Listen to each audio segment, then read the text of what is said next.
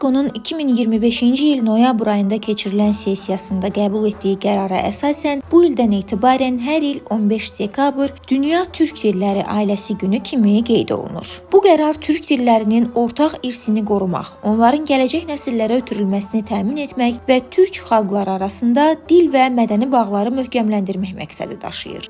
Türk dilləri yalnız ünsiyyət vasitəsi deyil, eyni zamanda tarixi yaddaş, mədəni kimlik və ortaq irsin daşıyıcısıdır. Hər bir söz, ifadə və ədəbi nümunə türk xalqlarının min illik mədəniyyətini gələcək nəsillərə ötürür. Bugünün qeyd olunması bizə xatırladır ki, dil bir xalqın ruhudur və onu qorumaq həm milli, həm də beynəlxalq səviyyədə böyük əhəmiyyət kəsb edir. Müasir dövrdə sürətlə qloballaşan dünya dilləri assimilyasiya riski ilə üz-üzə qoyur. Buna görə türk dillərinin tədrisi, elmi tədqiqatlarla dəstəklənməsi və rəqəmsal platformalarda istifadəsinin artırılması xüsusilə vacibdir. Hazırda müxtəlif ölkələrdə türk dilləri ilə bağlı terminoloji araşdırmalar, tərcümə proqramları və təhsil layihələri həyata keçirilir ki, bu da dillərin canlı və funksional qalmasını təmin edir. Dünya Türk Dilləri Ailəsi Günü həm də ortaq mədəniyyətin güclənməsinə xidmət edir.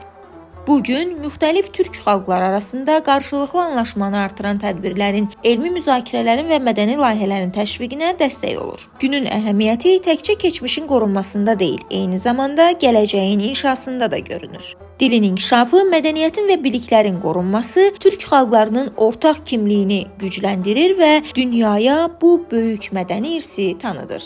Nigar Abbasova, 525-ci kanal.